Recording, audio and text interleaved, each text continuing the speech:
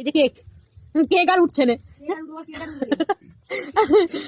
আমি কি বললাম, গার্ডারের মতো উড়ে দেখ।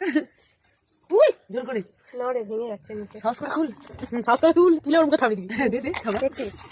আরে তুই নাই না, এই এই সুপ্রিয়াকে আমি সরিয়ে দেখ, তুই ওখানে মেরে দেবো। তখন ধরে আমাকে উল্টো পাল্টা যুক্তি দিয়ে যাচ্ছে, বলছে আমার কথা শুনিস নি। আরে ও বলেছিল নাকি? ও তো কিছুই বলেনি রে। তুলে রাখি দে। এই হট করে তুলে নেবে।